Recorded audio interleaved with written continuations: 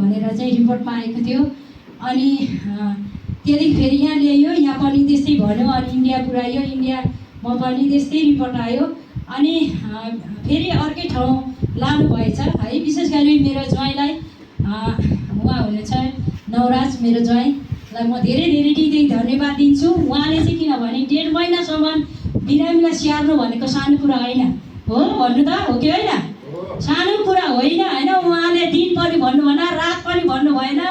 हरेक कुरामा चाहिँ उहाँले चाहिँ खटेर एउटा परमेश्वरको गवाईको लागि अनि परमेश्वरको निम्ति उहाँले चाहिँ धेरै कष्ट, धेरै दुःख, उहाँले कहिले पनि परिवार छोड्नु भएको थिएन।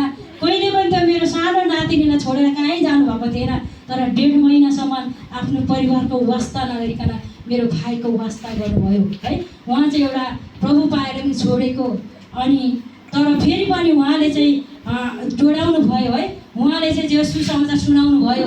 अनि यसुमा जीवन छ, यसुमा मुक्ति छ, यसुमा सङ्घाइ, यसुमा छुटकारा छ भनेर चाहिँ उहाँले हरेक माध्यमबाट चाहिँ उहाँलाई सुसमाचार सुनाउनु भयो। अनि भाइले भन्दै थियो म पनि बिस्तारै अब जान्छु। हालेलुया।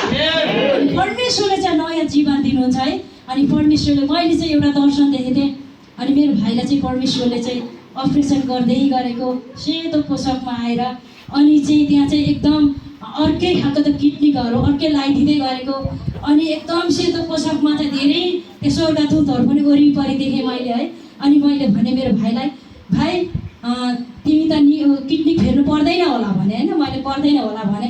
अनि मेरो कान्छी बहिनी अन्य जाति छ, यहीँ काठमाडौँमै बस्छ, उहाँलाई भने मैले, बहिनी भाइको किडनी फेर्नु पर्दैन, किनभने परमेश्वरले नयाँ किडनी हालिदिनुहुन्छ भनेर मैले बहिनीलाई भने। अनि बहिनी तपाईँ पागल जस्तो नबोल्नु न, तपाईँ जस्तो संसारको कुरा के अरे तपाईँ विश्वासी भएर हामीले यस्तो कुरा नगर्नु भनेको।